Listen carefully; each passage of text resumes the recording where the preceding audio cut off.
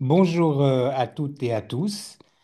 Donc aujourd'hui, on va parler communication et PNL. Donc la PNL, c'est très vaste. On va s'arrêter à la communication et tout de suite peut-être expliquer le cycle PNL. Donc c'est programmation. Et programmation, pourquoi? Parce que notre cerveau a l'habitude de créer des programmes assez facilement.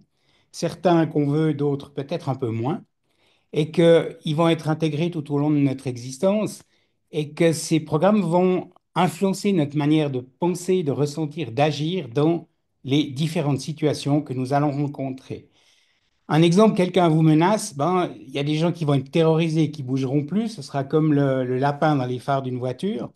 Il y en a qui vont fuir, il y en a qui vont lui voler dans les plumes et d'autres qui vont tenter de le raisonner. C'est un schéma que euh, vous avez certainement installé. Neuro, neurolinguistique. Neuro, c'est tous les processus neurologiques qui sont impliqués dans la perception de nos pensées, de nos comportements. Et en fait, tout est filtré à l'intérieur de notre cerveau et de notre système nerveux. On verra ces différents filtres après. Les principaux, c'est ce qu'on appelle en PNL le VACOG, donc le visuel, l'auditif, le kinesthésique, l'olfactif et le gustatif. Le kinesthésique, c'est quoi? C'est faire les choses, donc c'est avoir besoin de faire les choses, ou c'est les émotions que l'on ressent. Typiquement, dans le système scolaire, on ne tient pas tellement compte des kinesthésiques à l'école, qui sont malheureusement des gens qui auraient besoin qu'on mette en pratique tout ce qu'on leur enseigne. Et ces perceptions mal sont traitées par notre système nerveux qui va leur donner un sens en fonction de nos expériences passées, de nos croyances et de nos émotions.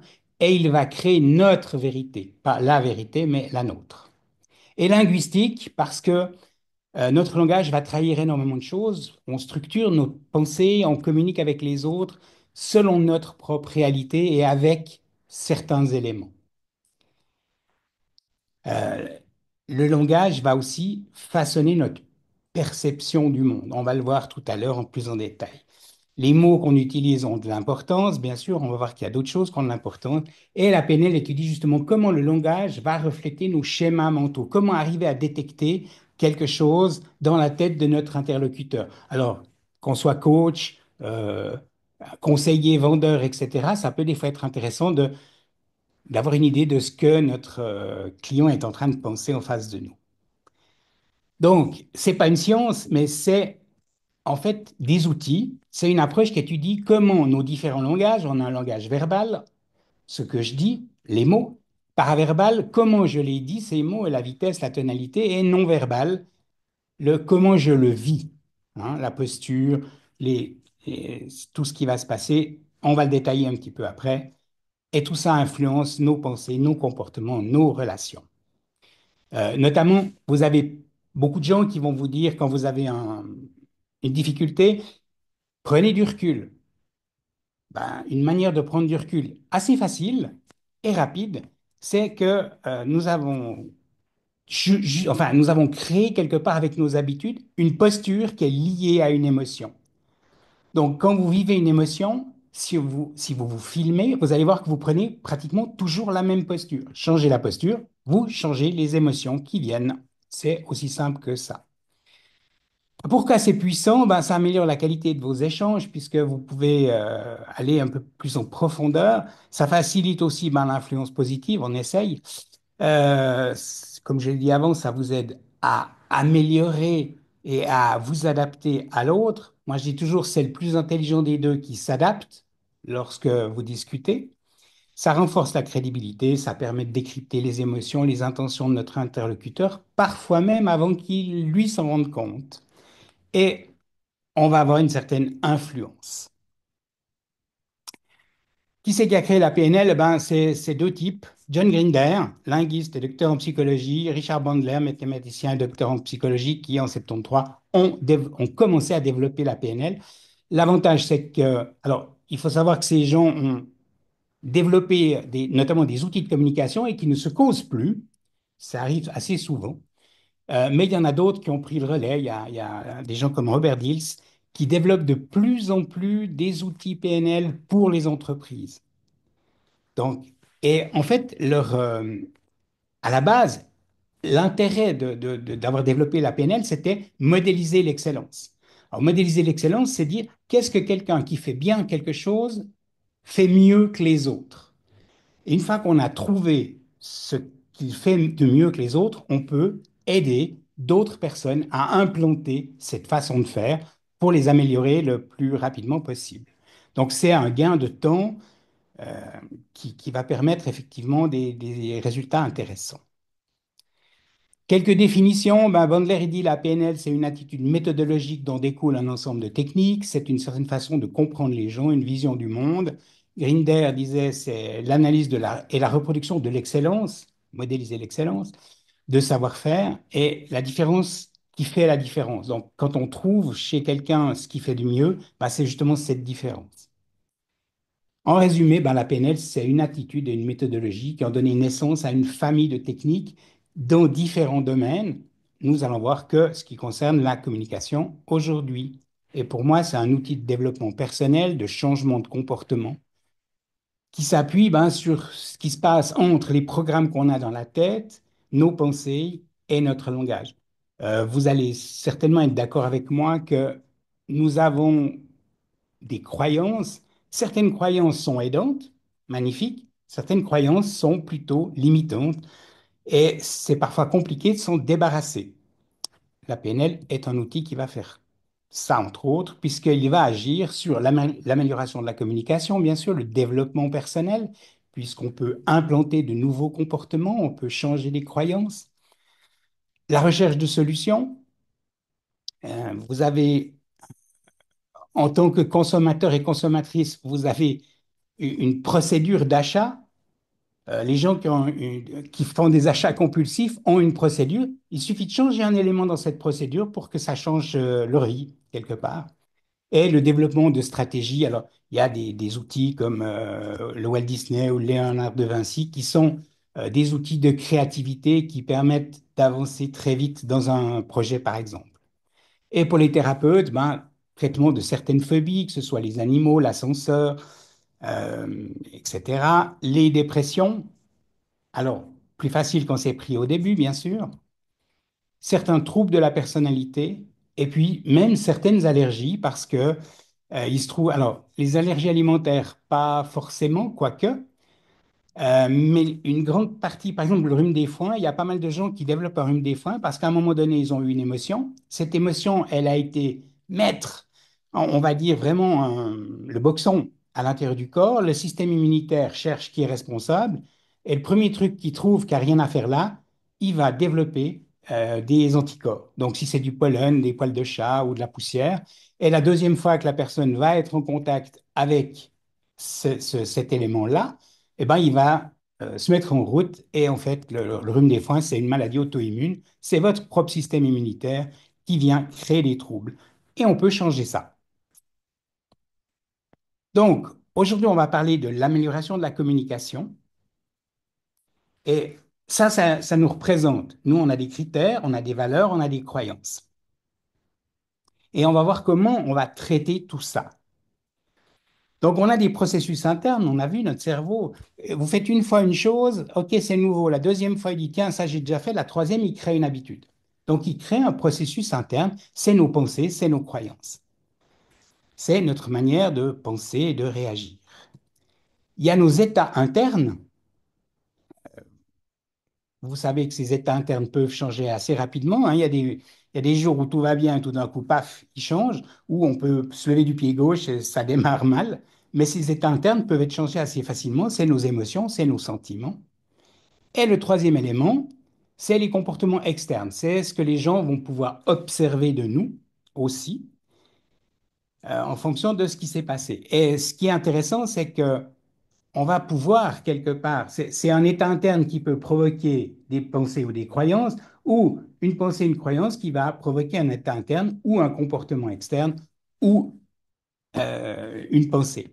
Mesdames, parce que on aime peut-être un tout petit peu moins, mais je suis sûr, si vous avez des enfants, qu'il y a des prénoms que vous auriez jamais donnés à vos enfants.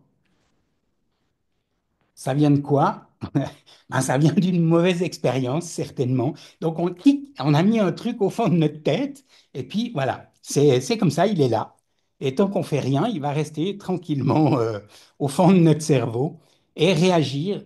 La même chose, il suffit par exemple que quelqu'un vous ait fait du mal. Si vous rencontrez quelqu'un que vous ne connaissez pas, que vous avez jamais vu avant, mais qui ressemble à cette personne ou qui a la même coupe de cheveux ou la même démarche ou la même voix, ben vous risquez de faire ce qu'on appelle un délit de sale gueule, quoi. Vous n'allez pas l'apprécier, alors que vous la connaissez pas. Mais ça vient de notre profond à nous. Dans la PNL, on a créé des présupposés. Alors, donc, présupposé, ça veut dire que ce n'est pas une réalité, mais on va travailler avec. La carte n'est pas le territoire. Alors ça, c'est clair qu'une carte routière ne représente pas le terrain dans la réalité. Et on va voir qu'est-ce que ça change après. Il est impossible de ne pas communiquer. Hein, quand vous faites la gueule, on le voit à 3 mètres. Vous n'avez pas besoin de le dire. Il n'y a pas d'échec, il n'y a que du feedback. Alors ça, c'est aussi important, c'est de dire, je vous rappelle quand même que les scientifiques ont découvert qu'on s'est cassé la figure 3500 fois pour apprendre à marcher. Si on s'était arrêté à la première gamelle, on serait toujours à quatre pattes. Donc, l'échec fait partie de notre apprentissage. Ce qui en fait pas partie, c'est de faire toujours la même erreur. Ça, c'est clair. Les mots en soi sont importants, mais l'intention derrière les mots l'est beaucoup plus. La signification d'une communication nous est donnée par la réponse obtenue. Si vous pensez avoir fait euh, un- une bonne intervention, mais que l'autre, derrière, il réagit mal, ben, il y a quelque chose qui n'a pas fonctionné. Hein, et ce n'est pas la faute de l'autre. Ça aussi, c'est important de savoir. Les mots ne sont pas la réalité qu'ils décrivent, mais en sont une représentation. On le verra tout à l'heure avec certains mots qui ont des significations différentes. Respecter le modèle du monde de notre interlocuteur, ben oui, voilà, c'est, je pense, une chose importante à faire. C'est la personne a le droit de penser ce qu'elle pense. Je sais pas que je vais accepter, mais je respecte. C'est là j'ai un tout petit peu plus de peine dans certains cas. Donc, elle dit derrière tout comportement, il y a une intention positive. Dans certains cas, je ne vois pas l'intention, mais c'est un présupposé, je vais le prendre avec moi. Donc, la communication, c'est quoi? C'est un message qui va être perçu, qui va être interprété et qui va donner lieu à une réaction. Et toute la journée, ça tourne comme ça. Maintenant, s'il y a un problème, à quel niveau ce problème va se poser? Ben, c'est celui de l'interprétation. Un mot peut vouloir dire plein de choses. Hein, si je prends le mot liberté, vous demandez à 100 personnes leur concept de la liberté, vous aurez 100 définitions différentes. Donc, l'interprétation que vous faites du mot peut amener un conflit. Et si on va un peu plus loin dans le schéma de la communication, alors dans tous les livres, vous allez voir que la communication, il y a un émetteur, il y a un récepteur. Moi, j'ai une question à vous poser. Est-ce que vous dites tout le temps la vérité?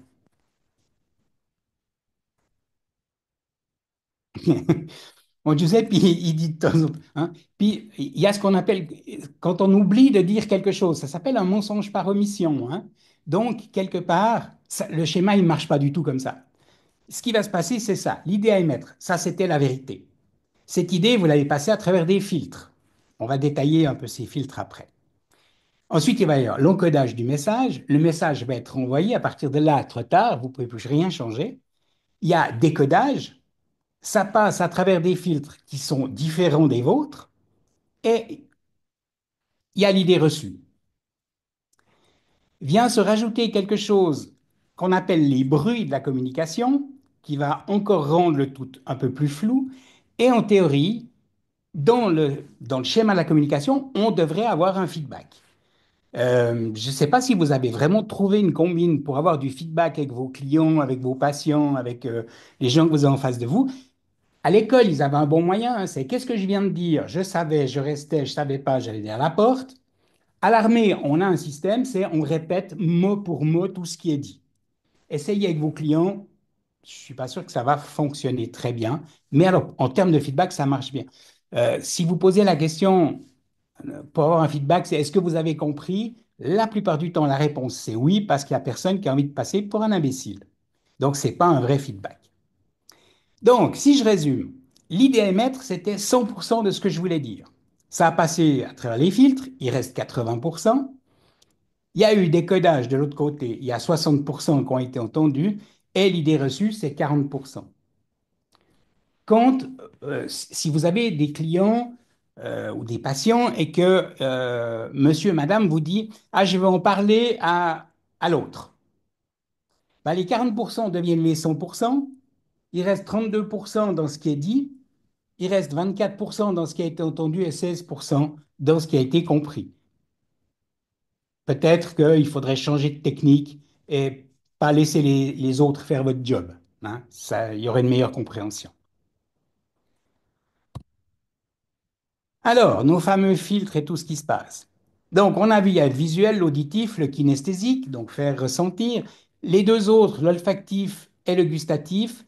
Alors, ça touche moins de monde, mais ça va toucher des métiers comme par exemple celui qui est né chez Firmenich, pas NE aigu, mais NEZ, hein, donc celui qui développe les parfums, ou un œnologue ou un cuisinier vont utiliser effectivement l'olfactif et le gustatif beaucoup plus, mais en général, on le met dans le kinesthésique. Et en fait, tout ça, ces perceptions du VACOG, elles vont passer par des filtres qui sont les généralisations, les omissions ou les sélections et les distorsions. On va aller un petit peu plus en détail après pour vous expliquer ce que c'est que les trois. Donc tout ça crée nos propres filtres. Nous avons pratiquement tous des filtres différents. Alors, déjà, les perceptions, quand vous voyez la couleur verte, est-ce qu'on voit tous le même vert? Alors, si quelqu'un est daltonien, il vous dira que non. J'avais un collègue, quand il allait aux fraises, il vous ramenait que les vertes, hein. Bon. Donc, déjà là, mais si on n'est pas daltonien, on n'est même pas sûr qu'on voit la même couleur. Il y a nos états internes qui vont avoir une influence aussi là-dessus. Bien entendu, notre éducation est importante, hein. Quelqu'un qui a été élevé dans un collège jésuite ou bien qui a une éducation libre, ça donne pas forcément les mêmes résultats. Le social, le culturel, le religieux va intervenir. Et puis, il y a toutes vos expériences personnelles. À partir de quel moment le touche pas assez chaud a été une réalité pour vous? Ben, en général, c'est quand vous avez mis les mains sur quelque chose de chaud. Hein, on vous a dit 100 fois avant, touche pas assez chaud, mais tant que vous n'avez pas mis la main dessus, ben, c'est pas une expérience personnelle. C'est pour ça que euh, on va dire que l'expérience de nos parents ne nous sert souvent pas à grand-chose parce qu'on doit faire nos propres expériences. Et ça crée la carte du monde. Donc, c'est comment je vois les choses. Et on avait Georges Miller qui avait quelque part découvert, plus ou moins, que notre cerveau était capable de faire sept, plus ou moins deux choses à la fois. En 2001, ça a été revu à la baisse par Cohen, qui c'est quatre, plus ou moins une chose à la fois. Donc, on ne peut pas faire plein de choses en même temps. Entre autres, ça, c'est les neurosciences qui ont découvert quelqu'un qui est multitâche, il est 40% moins fiable. Donc, il croit qu'il va plus vite, mais il est 40% plus long que quelqu'un qui fait les choses une après l'autre. Tout ça simplement parce que notre cerveau a besoin d'être dans un contexte et chaque fois que vous faites une chose différente, il change de contexte. Et c'est comme au théâtre. Au théâtre, on a mis des entr'actes. Pourquoi? Parce qu'on doit changer le décor. Ben, notre cerveau, chaque fois, il change de décor et chaque fois, il perd un peu de temps. Donc, attention à ne pas surcharger. Nous ne parlons pas de la même manière tous. Vous allez peut-être trouver ça bizarre, hein? Mais voilà. Un message neutre, je vous comprends. Ce message devient pour un visuel, je vois ce que vous voulez me dire. Il devient pour un auditif, je vous entends parfaitement. Et puis, il viendra pour un kinesthésique avec le j'ai le sentiment que ça se passe bien, ou je le sens bien, ou des choses comme ça. Euh, une information de nouveau neutre, c'est je souhaite vous communiquer une information importante. Et le visuel, lui, il va dire je souhaite vous montrer une information claire et bien illustrée. Alors que l'auditif, aura tendance à dire je souhaite que que vous m'écoutiez avec attention. Et le kinesthésique, lui, il a besoin de quelque part, hein, lui, il est beaucoup dans l'action. Donc, je souhaite partager avec vous une information importante. Ce projet intéressant va nous permettre d'avancer efficacement, c'est totalement neutre. Le visuel va vous dire ce projet nous donne une vision claire de l'avenir, éclaire notre direction. L'auditif va vous dire ce projet sonne juste, nous sommes tous en phase avec nos objectifs. Et le kinesthésique vous dira ce projet me semble solide et nous allons avancer ensemble, pas à pas. Si vous parlez visuel à un kinesthésique, il risque de ne pas comprendre parce que vous n'êtes pas dans le même registre que lui. Donc, si vous arrivez, et c'est pour ça que les pubs, si vous faites attention aux pubs, elles vont souvent aller dans les trois registres. On a parlé avant des généralisations, des omissions et des distorsions. C'est ce qu'on appelle le métamodèle en PNL. Donc, les généralisations, c'est comme ça que nous avons appris plein de choses. Hein. Vous êtes arrivé à un moment donné, quand vous avez commencé à marcher, vous êtes arrivé devant une porte. Le problème, c'est comment passer la porte. Vous avez poussé, si vous avez eu de la chance, la porte s'est ouverte. Si vous n'en avez pas eu, vous avez dû apprendre à tirer. Vous savez déjà ouvrir d'une manière les portes. Vous arrivez devant une autre porte, vous essayez de la tirer, ça ne fonctionne pas, vous la poussez, ça marche. Vous savez déjà ouvrir 95% des portes. Il y a juste le jour où vous allez arriver devant une porte qui est coulissante, où vous allez devoir refaire une démarche pour dire, OK, il y a trois façons d'avoir des portes. C'est on la pousse, on la tire ou on la met sur le côté. Ça, c'est les généralisations et c'est comme ça que nous apprenons. Maintenant, elles créent des problèmes dans notre cerveau. On va voir tout à l'heure lesquels. Les omissions, les sélections, alors, l'omission, c'est principalement, ça va nous permettre de gagner du temps. Vous allez voir avec des petits mots assez sympathiques, euh, mais voilà, c'est, oui, vraiment gagner du temps, c'est le maître mot de l'omission. Et la distorsion, alors la distorsion, c'est le principe de la créativité. Donc, on prend un truc, on va le distordre et ça va nous amener quelque part à inventer quelque chose. La plus grande partie des inventions sont des distorsions. Celui qui a inventé le velcro, ben, il avait un chien, hein, et chaque fois qu'il rentrait de promenade, tous ceux qui ont un chien ou un chat, ils savent de quoi je parle, ben, il faut enlever les boulettes. Et le gars a dit, tiens, mais c'est quand même assez intéressant, on pourrait faire quelque chose. Celui qui a inventé le post-it, c'est une erreur. Hein, il voulait créer une colle forte, puis il a créé une colle qui n'était pas forte, mais qui avait un peu plus de durée, d'adhérence. Donc voilà, les généralisations, les omissions, les distorsions nous permettent d'avancer, nous, en tant qu'êtres humains, et d'apprendre. Dans le détail, les généralisations, il y a les quantifieurs universels, les tous, aucun, jamais, toujours, partout. De toute façon, avec vous, c'est toujours pareil, on ne peut jamais rien dire. Qu'est-ce que vous faites avec ça? Donc, quand quelqu'un utilise une généralisation comme un quantifieur universel, ben, il faut vraiment se poser la question, est-ce que c'est vraiment toujours le cas? Il y a l'origine perdue. Alors ça, c'est un grand classique que vous allez entendre dans pas mal d'entreprises. On a toujours fait comme ça. Ça permet de... Voilà. C'est mal de mentir. Alors, je vous rappelle quand même, je ne veux pas faire de polémique, mais c'est la religion qui a inventé le mal de mentir. Hein. C'est d'ailleurs un péché capital pour une partie de la planète. Après, posez-vous la question, est-ce que le pape dit toujours la vérité? J'ai lu dans le journal, il y a des gens qui croient encore en 2025 que ce qui est dans le journal est juste, et sur Internet aussi. Non, mais voilà, on ne sait plus pourquoi. Il y a tout ce qui est les opérateurs modaux de nécessité, les je peux, je dois, il faut, il ne peut pas, vous êtes obligé de. Qu'est-ce qui se passe quand quelqu'un vous dit à vous, vous devez faire comme ça? Alors moi, j'ai un petit côté rebelle. En général, je fais autrement. Hein, mais voilà, peut-être vous êtes moins rebelle puis vous faites comme il vous dit. Mais voilà, moi pas. On a parlé tout à l'heure des nominalisations, hein, le soleil, la liberté, la communication. Tout ça, la liberté, ben, c'est un concept. Mais chacun d'entre nous a un concept différent. Il y a des gens qui vous diront, quand ils sont salariés, ah, la liberté, c'est d'être indépendant. Ceux qui sont indépendants, est-ce que c'est toujours la liberté? Je ne sais pas, hein. Moi, ça fait 25 ans que je suis libre. Mais enfin, non, c'est pas vrai, parce que j'ai eu 3 ans avant où j'avais un chef, mais j'étais libre. Eh ben, c'est pas toujours le cas. Donc, tout ça, c'est des généralisations. Et quand vous entendez ça dans un discours, il faut poser des questions. Parce que, voilà, ça englobe trop de choses qui sont trop floues. On va passer aux omissions avec un classique, c'est on en a parlé.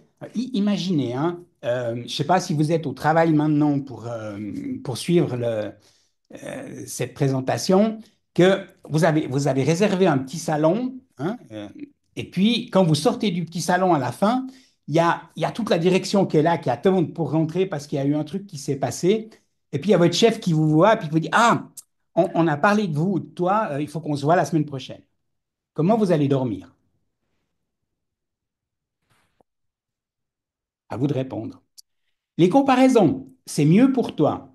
Ouais, c'est mieux. Pourquoi c'est mieux? Qu'est-ce qui est mieux? Et en général, quand vous dites ça, c'est mieux pour vous, hein, pas pour l'autre. Le jugement, ce qu'il fait n'est pas bien, ben on ne sait pas ce qu'il fait, on ne sait pas qui juge, on ne sait pas pourquoi c'est pas bien, donc il manque deux, trois éléments. Les verbes indéfinis, savoir, sentir, penser, qui ne veulent pas dire grand-chose. On a encore des omissions simples, et là, c'est effectivement toutes les choses qu'on ne dit pas pour gagner du temps. Je me souviens toujours d'une formation que j'avais donnée dans une entreprise. Et puis, le patron avait dit, OK, je vous mets l'apprenti, ça va? Je dis, oui, bien sûr, volontiers, je pense que c'est une bonne chose pour lui. Et c'était aussi une formation communication. Et à la fin de la journée, manque de bol pour l'apprenti, il tombe sur le patron à la sortie de la salle, puis le patron dit, c'était comment? Et l'apprenti a répondu, bien. Il dit, ouais, c'est un peu court pour résumer une journée, donc vous me faites un rapport, au moins d'une page à quatre, sur qu'est-ce que vous avez vu, qu'est-ce que vous avez retenu, qu'est-ce que vous allez mettre en pratique. Sympa. Les omissions comparatives, c'est plus simple de faire comme ça, on l'a vu, c'est en général plus simple pour vous et pas plus simple pour l'autre. Les distorsions, le jugement incomplet, il est sympathique, ouais, ok, pourquoi, de quoi, qu'est-ce qui fait que pour être sympathique? Il manque deux, trois choses. Les causes à effet. Alors, il pleut, ça me rend de mauvaise humeur, rien à voir l'une avec l'autre. Une, mesdames, que vous avez peut-être entendue, c'est je t'aiderais bien, mais je suis fatigué, pas très sympa, mais rien à voir. Les lectures de pensée. Je sais ce que vous allez me dire. Alors, il y a plein de gens qui me disent dans les formations, ouais, mais moi je dis jamais je sais ce que vous allez me dire. Non, non. Mais en tant que vendeur, coach, etc., parfois on dit je pense que. Et quand je dis je pense que, je fais une lecture de pensée. Parce que j'imagine ce que le gars en face de moi, il est en train de penser. Alors que c'est tellement plus simple de lui dire, mais qu'en pensez-vous? Hein? Mais voilà. Les équivalences complexes, c'est une bonne employée car il a fait tout ce que je lui demande de faire. Oui, ok, c'est peut-être. Voilà. Donc, ces trois, les généralisations, les omissions et les distorsions, c'est des filtres que vous avez et qui fonctionnent la plupart du temps de manière totalement inconsciente. Vous ne savez pas ou vous ne vous rendez pas compte de ce qui se passe. Le meilleur moyen, c'est mettez un enregistreur de temps en temps, écoutez-vous et regardez derrière. Alors, on va aller un peu plus encore dans quelques bruits de la communication. On va s'en occuper. Alors, imaginez, vous allez chez MediaMarkt ramener un appareil sous garantie qui est en panne et le mec qui vous reçoit, il vous dit, on va s'en occuper. Ça veut dire tout le monde sauf moi. Je dois me renseigner. Pourquoi devoir se renseigner? Je me renseigne. Vous êtes obligé de. Ben voilà, on arrive de nouveau devant une obligation, je ne peux pas faire autrement. Ok, si, si, je vais te montrer que je peux faire autrement. La même chose, vous devez faire comme ça. Le gars qui a vraiment envie de se mettre en quatre pour vous, je pourrais éventuellement m'en occuper. Là, on a le pourrait conditionnel et éventuellement conditionnel. Donc, deux conditionnels dans la même phrase. Voilà, ça ne va pas marcher. Quel est le problème? Alors, là aussi, vous avez, le client, il a le droit de venir, ou le patient, il a le droit de venir vers vous puis dire, j'ai un problème. Vous n'avez pas le droit de dire quel est le problème. Parce que le cerveau, il aura entendu problème deux fois en 3 secondes, et il y a un problème, il y a vraiment quelque chose. Alors, qu'il suffit de dire que s'est-il passé, expliquez-moi, et on est parti déjà dans un changement. Hein, quand on parle, en tout cas pour les thérapeutes et les coachs, on dit qu'il faut installer le plus petit changement possible. Ben là, vous avez installé un petit changement. Magnifique, facile, vite fait. Toutes les choses qu'on ne dit pas pour gagner du temps, ça on l'a vu tout à l'heure, tous les verbes au conditionnel. Le conditionnel, c'est un ton qu'il faudrait bannir, puisque, comme son nom l'indique, il va créer une condition. Le truc intéressant pour le client, vous connaissez votre numéro, par exemple, par hasard. Ben, s'il connaît son numéro, c'est juste pas par hasard. Soit il l'a appris, soit il a été le chercher avant de vous téléphoner. Les négations. Alors, il y a pas mal de discussions sur les négations. Est-ce que notre cerveau comprend ou pas les négations? Si maintenant je vous dis, ne pensez pas à un éléphant rose, il était rose le premier. Alors après, vous avez un intellect qui réagit plus ou moins vite, qui va engueuler le cerveau en disant, t'as de nouveau rien compris, qui va en même temps envoyer le peintre pour repeindre l'éléphant. Mais le mal, il est fait. Donc, aujourd'hui, les neurosciences expliquent que, ouais, on comprend les négations, mais ça demande beaucoup plus d'énergie au cerveau parce qu'il va devoir analyser, savoir si effectivement c'était. Hein, si je dis j'aime pas les épinards, c'est assez facile, hop, il va comprendre tout de suite, mais le coup de l'éléphant rose, il doit réfléchir derrière. Donc, à éviter. Quand vous dites à un client, c'est un truc tout bête, le gars, ça fait 2 heures qu'il cherche une solution hein, pour l'informatique, par exemple, que vous dites, verrez, c'est un truc tout bête. Vraiment, c'est sympa pour lui et les 2 heures qu'il vient de passer à chercher. Pas de problème. Alors, ça aussi, c'est une spécialité, on va dire, francophone, mais pas côté Canada. Hein, vous avez quelqu'un qui vous dit, je vous remercie infiniment, vous m'avez vraiment aidé, et on lui répond, pas de problème. Pas très cool dans la communication. Alors qu'on pourrait lui dire volontiers à votre service. Enfin, il y a plein d'autres possibilités. Et puis, le petit dernier, là, c'est, voilà, ça, c'est ma marotte personnelle.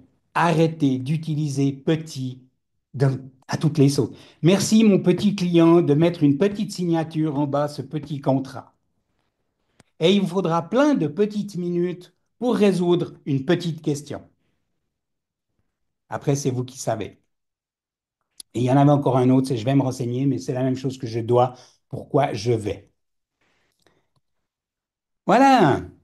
Et est-ce que ce que vous dites est important? Parce que là, je vous parle de la communication depuis un moment déjà. Euh, D'ailleurs, ouais, un bon moment.